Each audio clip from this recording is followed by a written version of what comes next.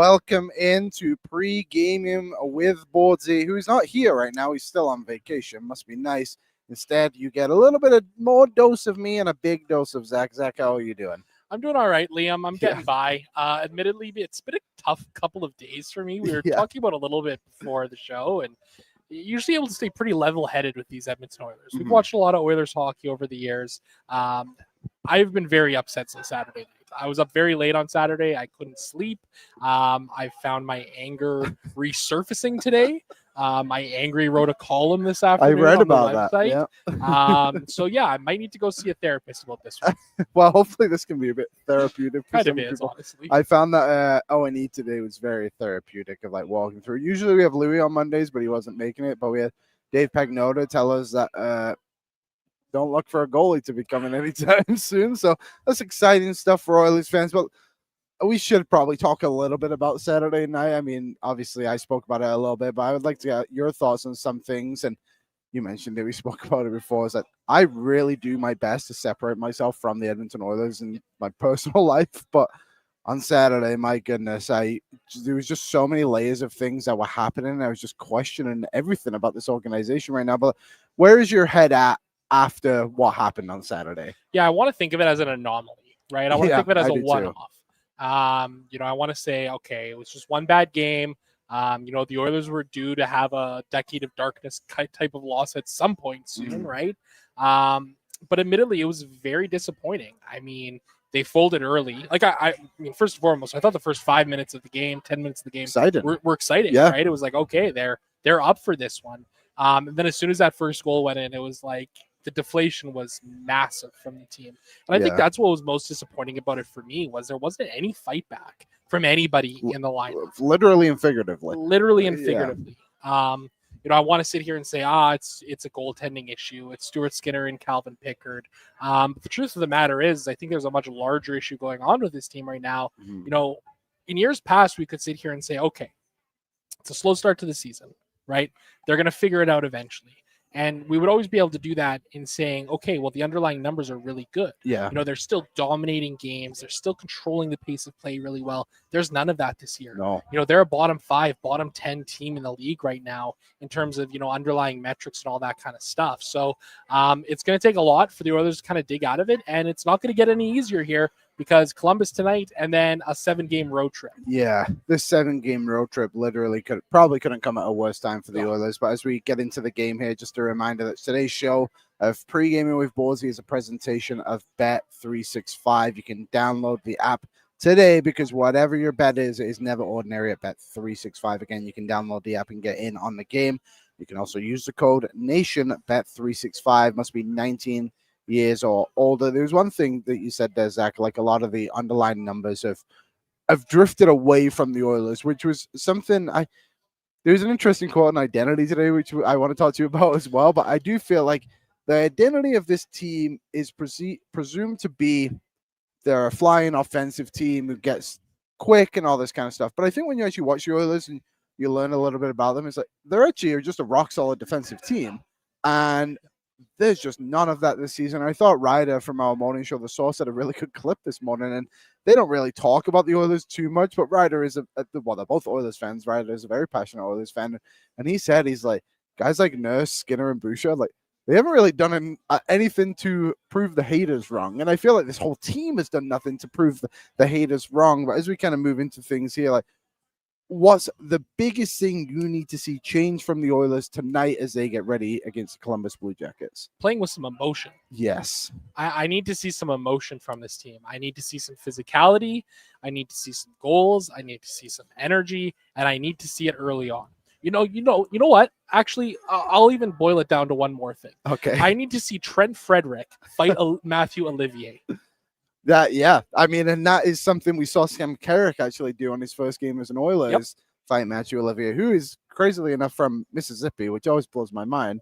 Pound for pound, one of the toughest guys in the league. Maybe the toughest guy, yeah. But you know what? Frederick has done absolutely nothing this season. Yeah. He had one goal. That was it. And it looked great. And when it came, it's like 3 games in, it's like perfect. Sweet. Depth goal, we got it. Yep. Let's go, Freddie. And besides that, like, his hits are fine, especially in the last couple of weeks. Like, statistically, he's been fine, but like, there isn't anything that's like proving anybody wrong that's against it. Like Westside Shane is a big Trent Frederick hater. He lets us know every single day that Trent Frederick is on an 8-year contract, and he's in the chat right now and trying to be a bit optimistic. He's like, "This is your time, Trent. Like, prove me wrong." And Brett, I sent you a Trent Frederick clip, and once I'm done here, we can tee that up. But there was a very honest quote today from Chris Knobloch, which I thought was, I don't know how much you've listened to him since the post game, but every single interview just quickly on Knobloch is brutally honest right now about this team. And some of it is, I feel,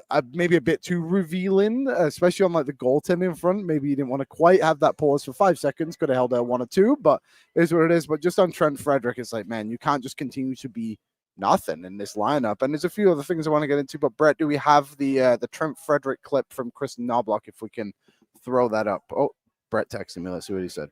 Got the clip. Play Perfect. It, Brett. Trent Frederick signed an 8-year deal here. He's part of this thing now. Like, he's part of your leadership group. He's in for the long haul. Are you getting enough out of him through the first 16 games?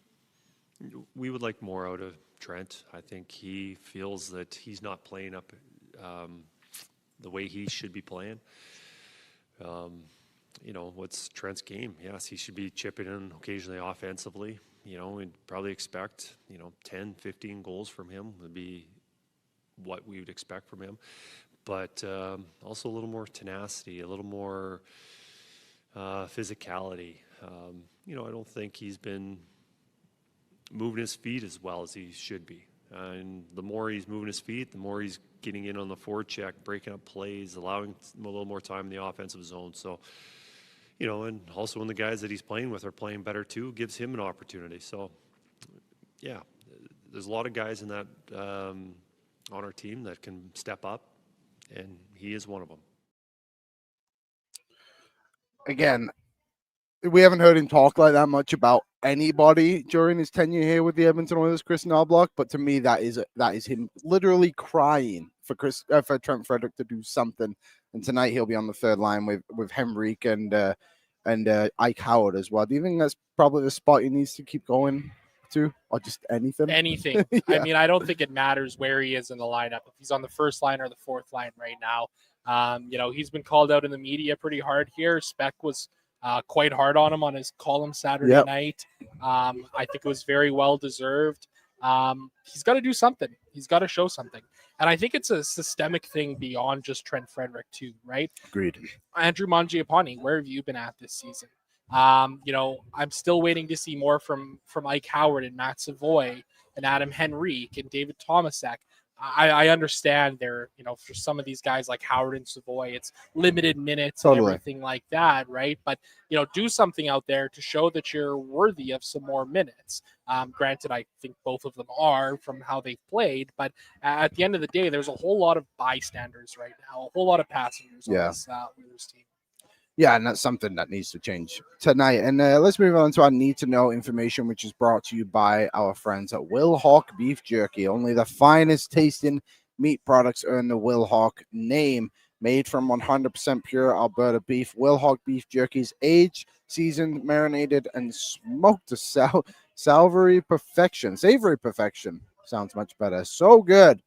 Will Hawk Beef Jerky gladly fills orders of any size. Find their beef jerky, sausage, and other products exclusively out of their Leduc location, or you can get them online. Get your jerky on. For more information, visit willhawkbeefjerky.com. Zach, you wrote a piece today on the Oilers forwards Connor McDavid and Leon Draisaitl, and there was a quote from Chris Knobloch, and we won't play the clip quite yet, Brett, but essentially, he was asked about his defense, and he said that it was an interesting way. You can interpret it in multiple ways, I think is his actual quote, but he said Connor McDavid and Leon Draisaitl are the identity of this team, and then it has to be the top 6 defensemen, and you went on to write an article about that today. Yeah, it was pretty surprising to me.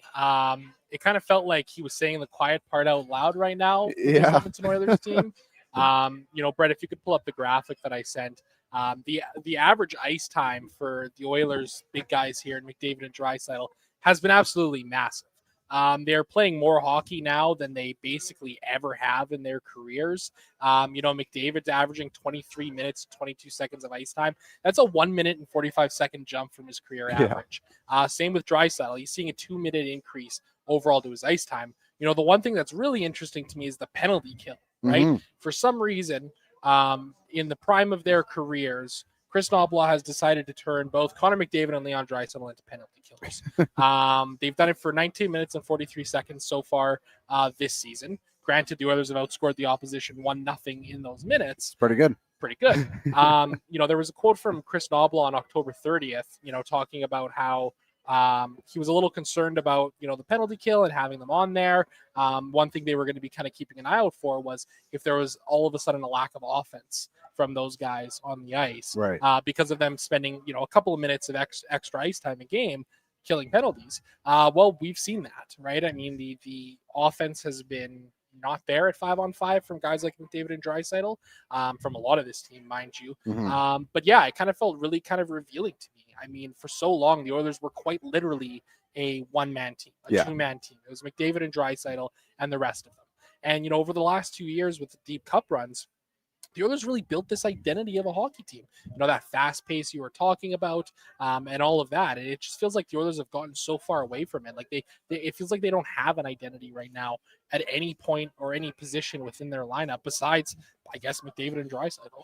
There's been a lot of questions about this team all season, and for some reason, it always seems to come back to Oilers Nation Radio for me. And we were asked about the identity of this team. If it was an identity problem, this was only like 2 weeks ago, and all of us said like, no, like they just always have slow starts, and this is not unexpected. But just to get blown out 9-1, it feels like there is a bit of an identity crisis. And so I went back after you sent that graphic over to us just to clarify for myself, I guess you could say. When Chris Knoblauch came into this team, he did a really good job of establishing roles for everyone. Everyone had a position on this team where they needed to be, whether that was power play, penalty kill, like whatever it ended up being. And he made guys who, quite frankly, weren't very good important to the roster. And that obviously ended up then helping them get to the Stanley Cup final in 2024 and in the following year too. When you go back to luck, so I wrote these down, pen and paper, folks, still available wherever you go. 2023, the top 4 forwards in penalty killing time. 2023-24. So Knoblauch obviously came in a little bit into the season, but the season was obviously his. Nugent Hopkins, Janmark, Connor Brown, Derek Ryan were the top 4 forwards. Last season, it was Nugent Hopkins, Connor Brown again, Adam Henrique, and Matthias Janmark. This season, Connor McDavid leads the team with Matthew Savoy, which was kind of surprising, Adam Henrique, and then Leon Draisaitl. Nugent Hopkins is 5th on the list, but somehow has gone from back-to-back years of being the number 1 penalty killer to just being 5th on the team. And it's just the point is, why not involve Philp more? Why not involve Lazar more? Like, it's good to see Adam Henrique on there, but like even a guy like Trent Frederick, like again, like we criticize him for like how poorly he's playing, but like give him something to do. And like he's played a little bit of penalty kill over his time in Boston, like nothing special, but like I'm sure if you told him like, hey, like we're going to establish you as a penalty killer and we're going to give you some time to go do it, block some shots for us, win some faceoffs, whatever it may be, I think that would honestly help him a little bit, no? Yeah, absolutely. I mean, he has no identity at the moment. Right? Yeah. We think back to the start of the season, for example, right? And what was the messaging to Trent Frederick in the preseason? Hey, buddy, top line. David Draisaitl, let's go. Right? Yeah. So Frederick spends the preseason, the first game or two of the season thinking, okay, I'm a top 6 player. I have to fit my game around McDavid and Draisaitl.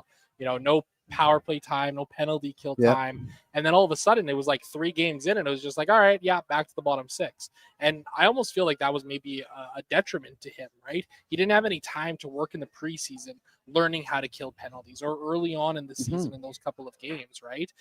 It's really interesting. I agree with you though. Like I think he would be a great fit on that penalty kill unit. And I would definitely like to see some other guys get involved. There's no reason for McDavid and Draisaitl to kill penalties. Not as often as they are. I think it's fine for them to be out there situationally. Like certain moments where it's like, okay, we got Nuge in the box, there's 15 seconds left, let's get him out there. Yeah. Nuge comes on, we got basically a first line out there right away. Stuff like that. It's just like, how are we recognizing this so much and then know that the team doesn't seem to be doing? As we continue on the need-to-know information, obviously the big news is Ryan Nugent-Hopkins will not play tonight against the Columbus Blue Jackets and looks like he'll be out for at least a week, Chris Knoblauch said. However, we all know Chris Knobloch is a liar when it comes to injuries, and whatever the Oilers say is never true, and the players ended up being out way longer than it is. But I think the ultimate question tonight is, not only is Nugent Hopkins essential to the team as Connor McDavid's first-line winger, but also he plays on the power play, which is number one in the NHL. He's one of the forwards who plays on the penalty kill as well. So what would you do, especially on the power play, without Ryan Nugent Hopkins in the lineup? I think it's pretty simple. You got Jack Roslovic there already. Yep. Matt Savoy. Really? I think it's easy. You know, he's had a little bit of time up there. He's had a cup of coffee. He's projected to skate with McDavid on the top line tonight. Yeah. I think it makes the most amount of sense to kind of have him do that. You know, Roslovic can kind of be that net front guy. He's showing he can do that here these last couple of games, and I think Savoy would be perfect in that kind of bumper spot in the middle, so long as McDavid and Draisaitl and Bouchard actually let him touch the puck. Matthias Janmark will also make his return and season debut for the Edmonton Oilers after being out most of. Was he injured early in the preseason? Yeah, sometime during the preseason. Yeah. I can't exactly remember. Yeah, but he's back on the fourth line tonight, and I said this on the Oilers Nation every day too. Like, I feel like the Oilers really need him. Like, this might be the perfect game for him to come back. And like, as you guys know, I am not a lover of Matthias Janmark, but I know what he is, and I know he's a guy who's going to go out there and work relatively hard for this team. He'll help them on the penalty kill a little bit. So I'm glad he is back. This feels like a great game for him to get back involved to. And also, too, like, maybe he's a guy who fights. We've seen him do that randomly. I don't know. What was it? Blake Coleman. I think Max Domi might have been another one. Yeah. So it's like, okay, like, maybe he can breathe a little bit of life into the team. Curtis Lazar will also check into the lineup. I thought there was an interesting quote today from Caprice St. Pierre, who's one of our new writers at Oilers Nation. She does a fantastic job. She predicted the Throllicking on Saturday night, unfortunately, as well. But she writes every game day. Is it just home games or every? Yeah, just for the home games. It seems for morning skate. Yeah, article. She had a great quote in there. I thought the Oilers need to stop searching for the perfect game and start stacking up competent ones. Win the faceoff, clear the defensive zone. Don't give up odd man rushes, score garbage goals. Do the unsexy things that winning teams do every single night, regardless of the opponent's record. And it really can be as simple as that for the Edmonton Oilers. And I think with a little less skill in the lineup in Nugent Hopkins, and obviously they've not had Zach Hyman for all season so far, I feel like that could be something that they really just have to find tonight to win this game. Because Columbus, again, like, they're no slouch. They're not a team that we saw even like 5-6 years ago, 10 years ago, however long it was. Like, they're a legit team that's pushing for the playoffs most years. Yeah, absolutely. I mean, they're a good team right now. Yeah. Granted, it'll be interesting to see who actually plays for them tonight. Yeah. It sounds like there's a bit of an illness running through their locker room, but yeah, she puts it in a great way. I mean, they got to stack hockey games here. Mm-hmm. They got to quit trying to find the perfect play, the perfect situation, the perfect game. Just go out and play hockey, and that's a thing we've seen them do in the past.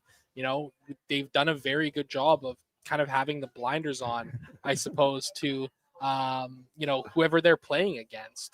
And that's something I'd like to see them bring back here. Yeah, we are obviously down live on location at Dogpatch, where there was a couple of Oilers fans in here. I think they're actually just heading out to go to the game right now. Just waved his logo at us. Hopefully those fans can go and see a few more goals on the Oilers side and less on the other team's side, but still be entertained, I guess you could say. Stuart Skinner is going to get the start tonight for the Oilers, and obviously, again, the Oilers lost 9-1 on Saturday, if you didn't hear. He was in goal for only 4 of the 9. Fortunately, had a .692 save percentage as well. Was pulled midway through the second period, I believe it was, during a media timeout. He now has a 2.81 goals against average and an .889 save percentage on the season.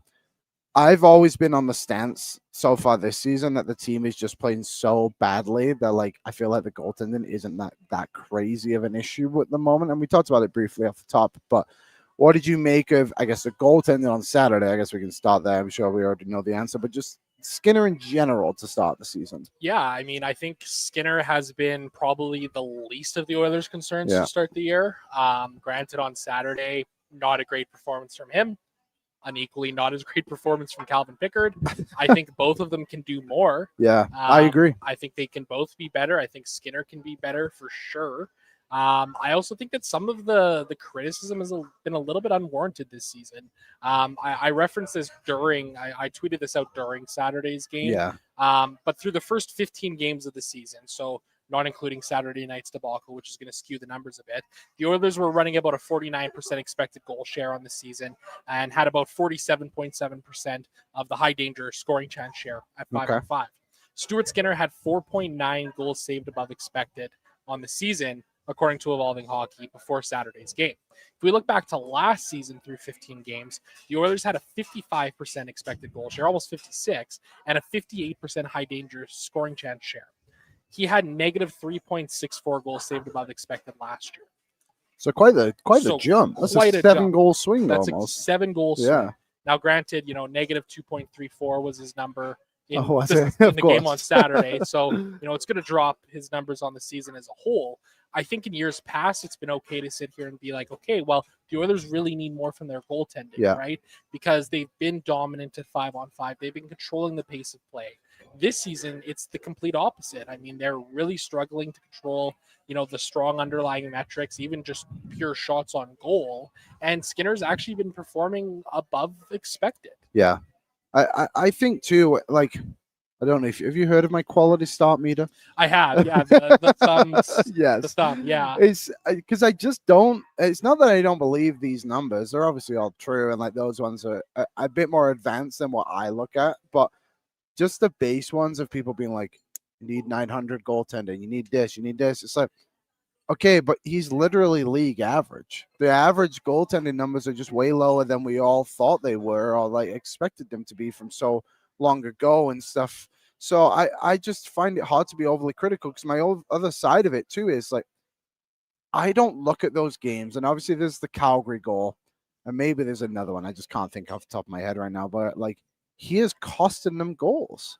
You know what I mean? Like he's not making like errors. It's just like when you leave Cale Makar wide open twice, yeah, you want him to save one. I think the first one was actually pretty well screened that people were kind of brushing aside. The second one beat him clean. He should have stopped that one.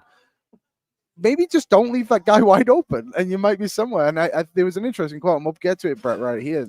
But Chris Knobloch in his comments on the Stuart Skinner post game, Brett, if we want to throw that one up, quite a long pause. Don't turn your screens off. It's just Chris Knobloch deciding what he wanted to say. The first 2 goals of the game are 2 wrist shots, no traffic, both get through your goalie, one off the post, a good shot, one through your goalie. And you said your team sags after that. Is this team losing some belief here when it comes to the goaltending situation? I don't believe so. I think there's been games where our goaltending has been good. The chances and the amount of chances that we've given up has not helped. So I see a lot of bigger issues than our goaltending.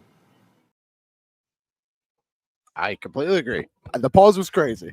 Hilarious. I kind of edited a little like stopwatch timer over it and posted it today. It was like 5.1 seconds or something like that.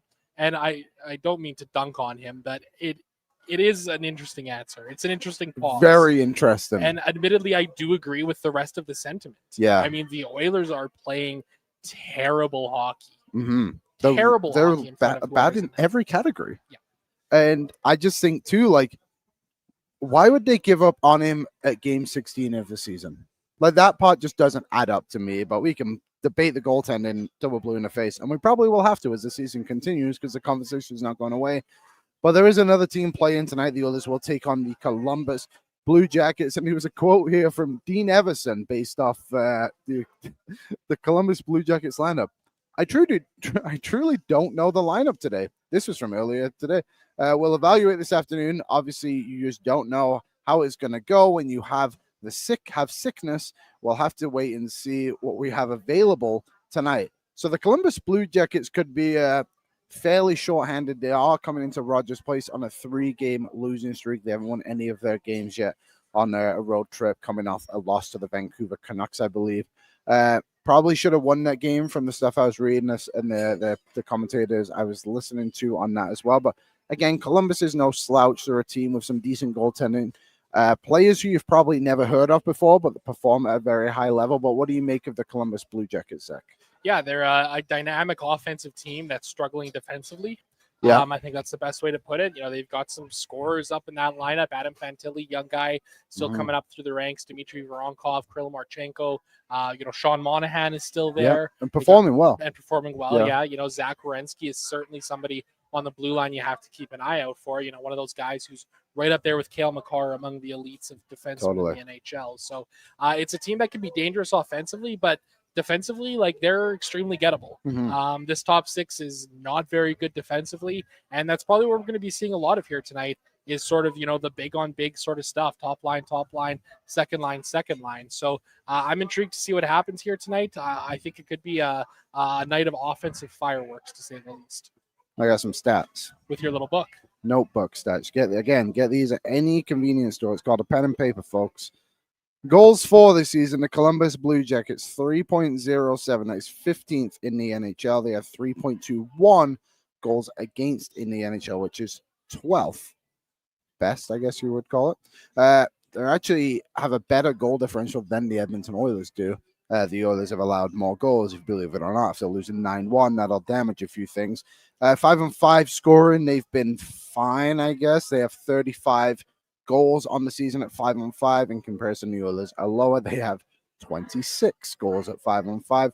5-on-5 goals against. They are 28th in the NHL, which is the 12th fewest.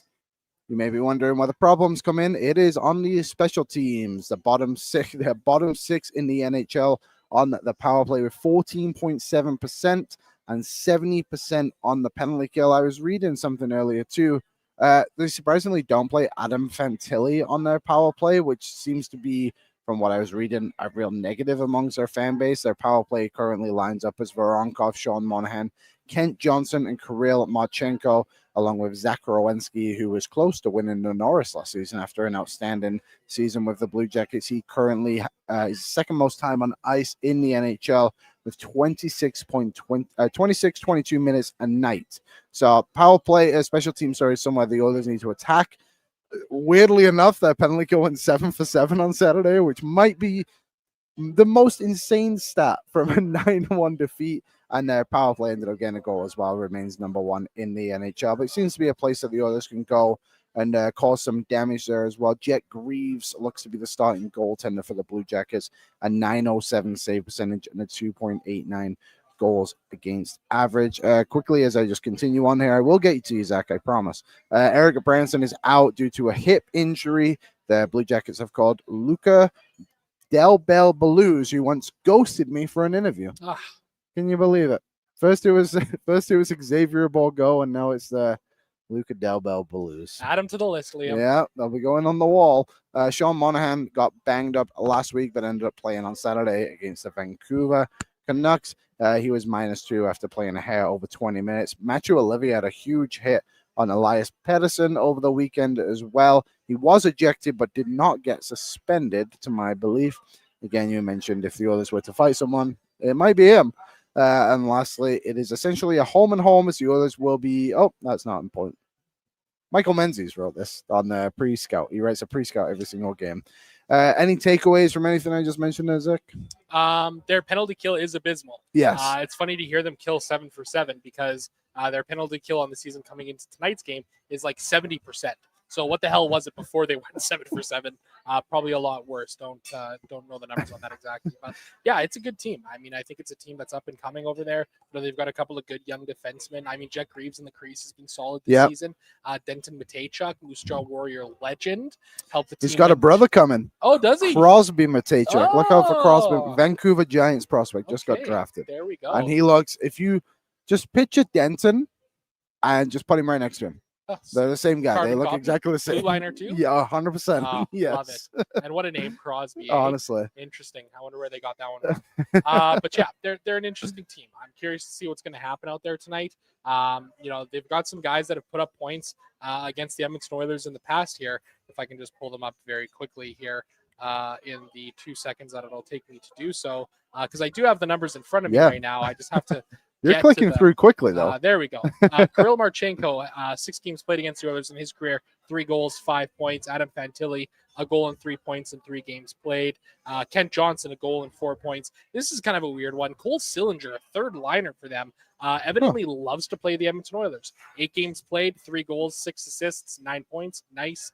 They've got some guys to watch out for offensively there. And then, of course, Matthew Olivier, the tough guy as well. So it'll be interesting to see what happens tonight. But like I've said, feels like a night where there could be some offensive fireworks. I think so too. Cole Sillinger, of course, famously dated Tate McRae and got a song out of it called Blue. I believe the song was called Blue Jackets, if I'm not mistaken. She wore a blue jacket in the music video next to a Zamboni. Fair to assume it's about our friend Cole Sillinger, to say the least. Oh. Was that you? No, that was. Oh, that was the Tate McRae stands coming after Cole Sillinger. Oh, I see. Thank you, Brett. I'm getting robbed. Good stuff. Continuing on with some of the notes that Michael Menzies had for us in these pre-scout. He said, Kuryamachenko leading the way, 8 goals, 16 assists. He says Kuryamachenko is topped enough most underrated NHL players list. He is no longer underrated. He did have 31 goals last season. He seems to be pulling these Russian players out of nowhere. The hope is Edmonton could hopefully get a Russian player in their lineup next season as well. Quickly, Brett, let's go to the Blue Jackets lineup since we're on their side. Brought to you by Greta. You can go check out some Oilers games on Greta as well. Arcade, bar, and street food. Hey, maybe if you're going to the game tonight and you just want to stop by somewhere quickly, Greta's typically on the way home, is it not? Maybe you can play the football game. Tell me your final lineup score, I guess. Brett, was there any updated lines from the Blue Jackets, or are we just going to assume we're going to go with the ones that we have? So far, nothing, but they should be taking the ice right about now. These are their lines from the last game that they played. Okay, right off daily face-off. Perfect. Okay, the first line, Miles Wood, who was the reason Trent Frederick got a big deal because he got one once and he didn't work out. So then he got traded to Columbus. He's playing alongside Sean Monahan and Ken Johnson, the Trail Smoke Eaters legend. Second line, Dmitry Voronkov, again, one of those Russian players that you've never heard of before, but he's really, really good at hockey. He's centered by Adam Fantilli and plays alongside his fellow Russian Kirill Marchenko.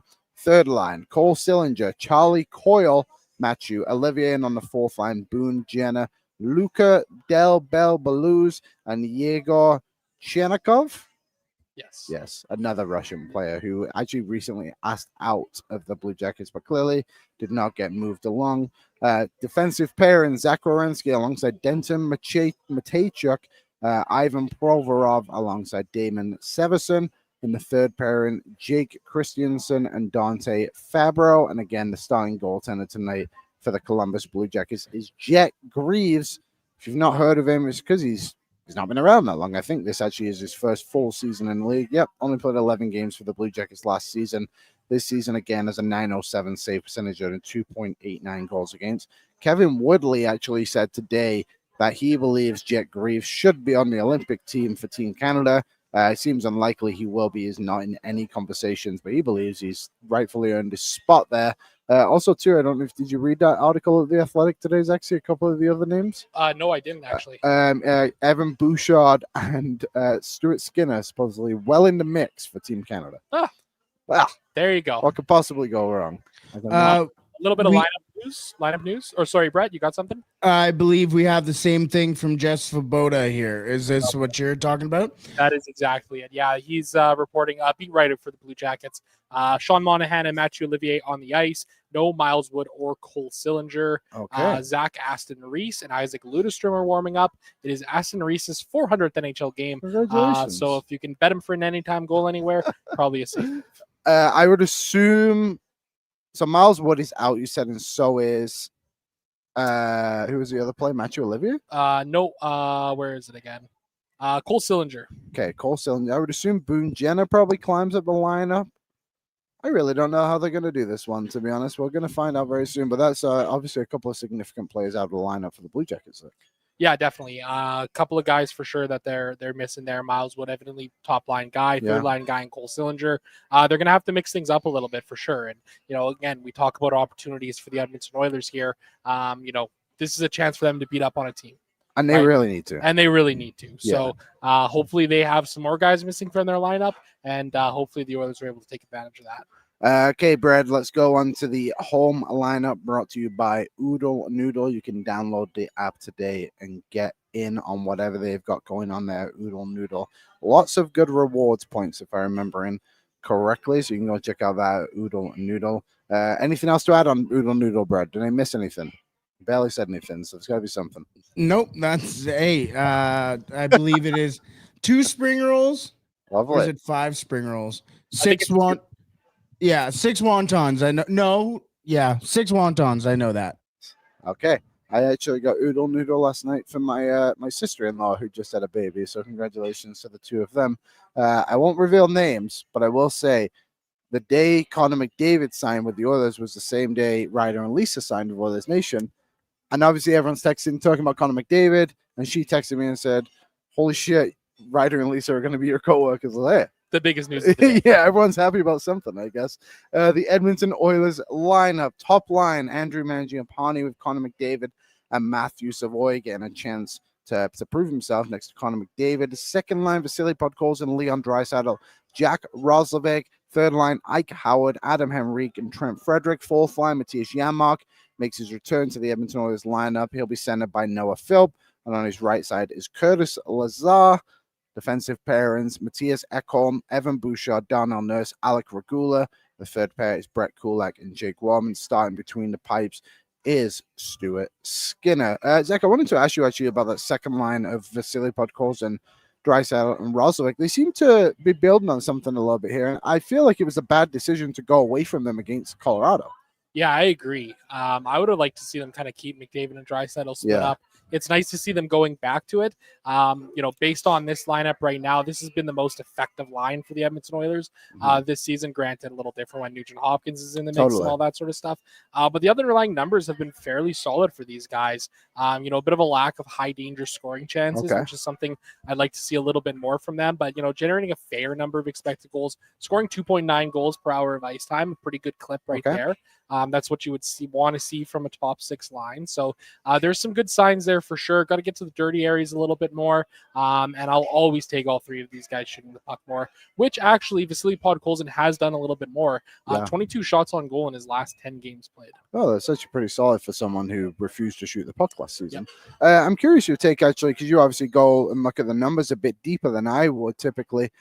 The defensive pairings, they seem to stay the same very often, but is there a way that they should maybe be stacking up that they're not going to right now, or do you think this is the preferred way to go? Well, admittedly, it's a little bit difficult with the way that Darnell Nurse has been playing this season and the way that the rest of the Oilers have been playing this season.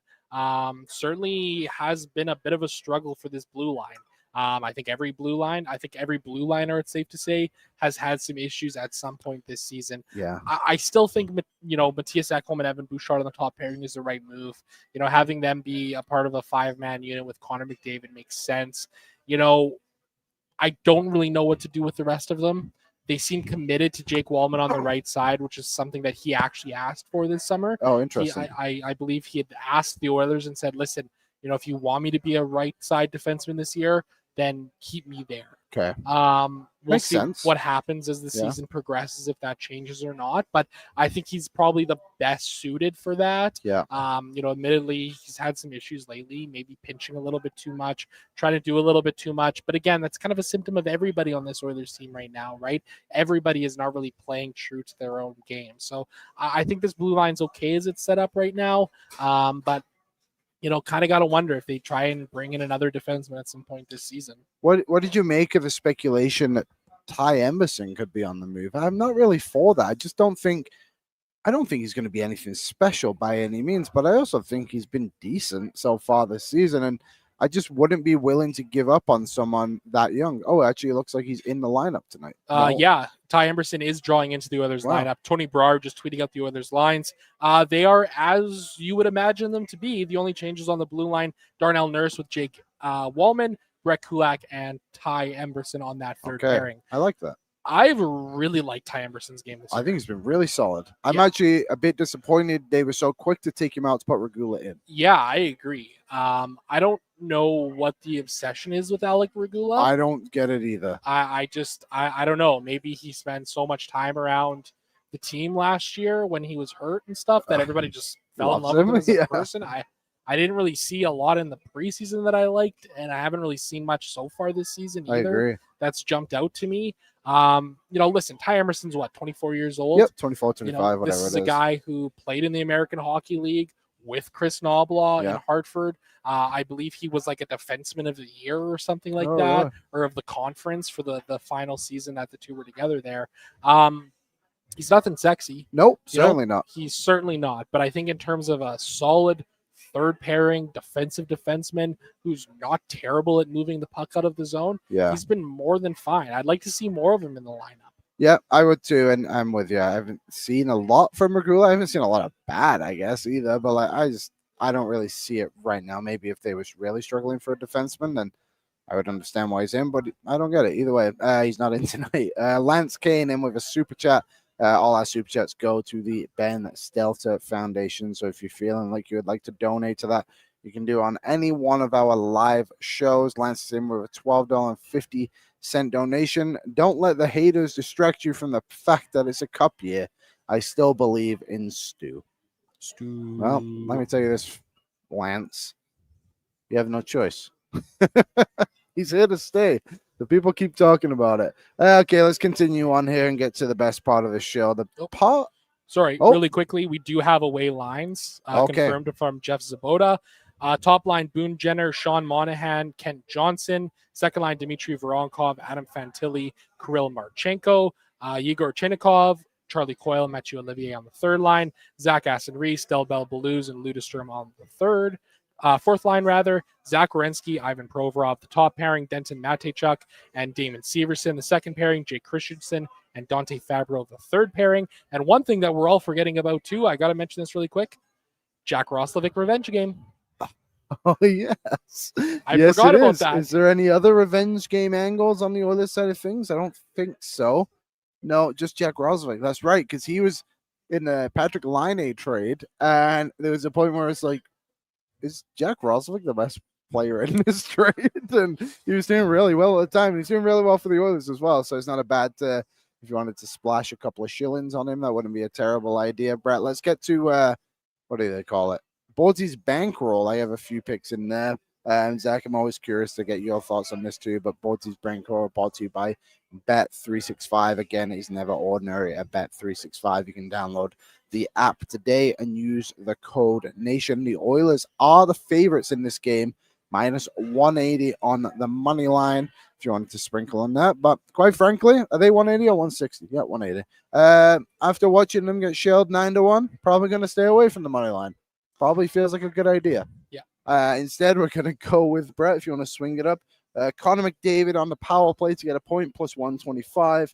Andrew Mangiapane, he got called out a little bit these past couple of days, plus 425 for him to get a goal, of course, playing alongside Connor McDavid. And hey, maybe we see him get a little bit of power play time to do tonight with Ryan Nugent-Hopkins out and our Lord and Savior himself, Connor McDavid, to get 2+ points, minus 115. But Zach, is there anything you're seeing out there? Anything too for any? Maybe I don't know if it's too late to get some DFS lineups in, but it is unfortunately a little too late for the DFS lineups on the streets tonight. I got mine in though early, and if you are somebody who plays NHL, DFS, FanDuel, DraftKings, anything of the like, Brock Segan and I do a daily show sometime between 12:30 and 1:30, depending on our scheduling, on the DFO Fantasy and Betting channel on YouTube. For me, I think it's pretty simple, Liam. I like your bets. Thank you. I always do. For me, it's the over tonight, over 6.5. Minus 120 shows that the public's on it too. It just feels like one of those games where there's going to be a lot of offense. I have a feeling the Oilers are going to be evidently determined to come out and prove a point tonight. And this Columbus side, they're always roaring, ready to go too. Yeah, they got some dangerous players out there as well. Also, too, I don't even know if we're allowed to promote this, but I will anyway. On Bet365, if you don't want to use any other daily fantasy accounts, on Bet365, you can set a free lineup. Unfortunately, they actually took that away. Wow, that is just the other day. That is just disappointing. We actually had somebody who would watch our shows and do that. And then they sent us a message the other day. He said, hey, they got rid of that. So damn. Yeah. That was a lot of fun. I would do them I haven't obviously done one in this past week, clearly. I usually just do them on Oilers game days. Oh, that is not a good thing. Clapper97 put in the chat. I can't believe I just read that out loud after but sorry about 365. Hopefully you're not that upset with me. McDavid shaved his face. Good things coming tonight. Oh, It's got to be something. well, look, Artemi Panarin shaved his head the other day. That is and true. They're having an offensive breakout over there. Did they finally win a home game? They're up like 5-1 right now. Wow. Yeah, they are 4-1 actually. Over the Nashville Predators. And you guys want UC Soros, eh? Where's Artemi Panarin? Yeah, he's got a goal. Just scored actually. The future Oiler. 4-1. Wow. Good for him. You know, sometimes you just got to make a bold statement. After doing this show and seeing what the top of my head looks like, I might have to start doing a bold statement here as well. Doug Wade is in and said, is it just me, or do the Oilers always lay an egg on when they play on Prime? Nope, it's not you. They typically play terribly on Amazon Prime nights, but hey, they got to do something, I guess. Apparently, Chris Pronger will be on the call, so that'll be good for some people and terrible for Wanye. Moving on, anything else in the chat tonight? Oh, Alex is in as I got Podkolzin 2 shots, Nurse 2 blocks, and Roslovic 2 shots on goal as well. Anything else as we moved on? Cole H is in, and Cole's having a tough time out there. I'd never understand people who just come in and like try and call out other people for their opinions on things. Anyway, Zach, let's quickly, we talked about it quickly off the top, but any other key to victories for you tonight? Yeah, I think for the Oilers, just play a solid hockey game. That's what they need to do tonight. They need to promote some emotion. They need to come out and be physical, set the tempo early in this one, and really try and dictate this game. I mean, this is a Columbus team that is extremely gettable. So, if the Oilers lose tonight, it's going to be a very sad after dark tonight, and it's going to be an interesting couple of days in Oiler country. I haven't thought about what a loss would be because I just don't think it's something that can happen. You know, like they just can't allow that to be the outcome of this game. But let us know your key to victories in the chat and give us some score predictions as well. My key to victory is just something that the Oilers have actually had success with the majority of this season.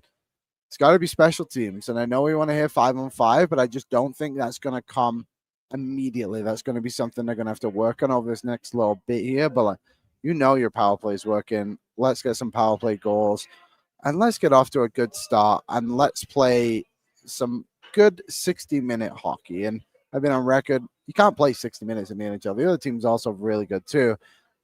But you can play pretty hard, and there's going to be errors. That's fine, but like, you need to show me commitment in this game.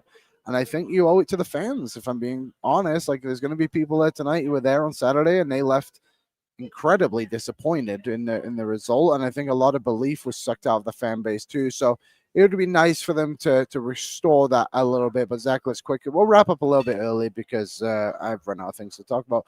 But what is your score prediction for tonight? Give us your first goal scorer. 9-1 win for the Edmonton Oilers. And we're going to go with Jumpin' Jack Flash, Jack Roslovic. Yeah, he's been a nice little addition to the team, and he's still getting pretty good value at bet 365 as well. I think the Oilers will win this game. I'm going to go out on a limb, and I'm going to say 5-1. I think we'll see a decent game from Stuart Skinner, but I think it'll come down to defensive play. I think the power play will come through for them early in this game because I think they're going to have their feet moving, and I think they're going to cause a little bit of aggravation towards the Columbus Blue Jackets. Why? Because they, quite frankly, have no choice but to play well tonight. It's kind of as simple as that in my eyes.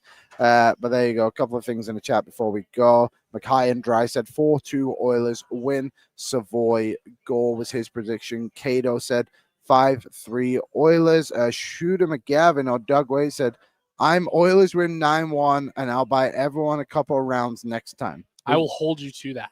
There you go, Shooter. Last one here from Final Buzzer. 6-4 Oilers. Breadman, do you have any closing thoughts? Yeah. How sick would it be if this team just came out with a line, bro? Oh, You sit there and go, listen, we got absolutely embarrassed on home ice. And this is not happening as a team that does not have a single major yet this season. It would be so sick if they just put out a line of like Trent Frederick, pick a guy on the fourth line. And then like Matt Savoy, I saw somebody say Savoy fights Chinikov or Howard fights Chinikov. Just something stupid. Just sit there and go, yeah, we know we absolutely took a dookie in the bed last game, but we're here to play tonight. Why not? How cool is it always, excuse me, whenever the Rangers are the team that has a line brawl off the top? It's always in Madison Square Garden. Guess what happens? Everybody's talking about you in a better light. Hey, why not just it's almost like when the bad kid kind of gets the good kid to poop his pants in the corner. It's just like, hey, look, he's bad too. Let's kind of do that. So if the Oilers were to line brawl tonight, this would be my projected starting lineup. Left wing, Andrew Mangiapane. I think you would have to go with him. Center, Trent Frederick. Right wing, Vasily Podkolzin. That's probably your three, I would think. Maybe Matthias Janmark instead of Mangiapane, but I feel like Mangiapane again, he's felt a bit of the heat. Defensive pairings, you just got to go straight Nurse Wallman, I think. I'll one up, yeah. Okay, I'm going to go 4 forwards. I was thinking this too. Four I was. We're going to go Trent Frederick, obvious reasons. Yes. We're going to go with Noah Philp. Oh. He's chucked him before. He has, yeah, and he did well, yes. Yeah, and Curtis Lazar as well. Vasily Podkolzin, obviously. He can be the blue liner back there, no problem at all. And then the defenseman, pretty obvious, Darnell Nurse. Yeah. Now, can you do it on the other side with Columbus quickly? I feel, obviously, Mathieu Olivier would be in there. Lock. Boone Jenner. Charlie Coyle, I would think. Yep. Probably drop him. Yeah, I think so. Blue line. Denton Matejchuk's from Winnipeg. I would assume he's no. You don't think Denton? I think he could. You think he could? Okay, for sure. Yeah.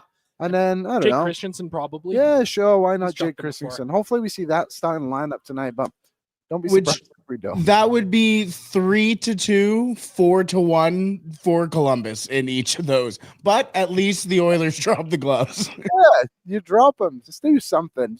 And honestly, half these fights are won by dropping a guy to the ice anyway. No punches are typically thrown. But there you go. If you want to come down to Dogpatch and watch the game with us, we will have the game live here at Dogpatch. So you have Nation beer. It's quite tasty. You can come have that with us. Thanks to our friends at Odd Company as well. A quick shout out to them. But anyways, we'll be back for Oilersnation After Dark following the game, probably about 5 minutes after the game ends. Hopefully, we're talking about an Edmonton Oilers victory. If we're not, maybe I'll just cancel the show. Until then, you'll have to wait and find out. And hopefully, you can enjoy the hockey game tonight. We'll see you guys in a little bit.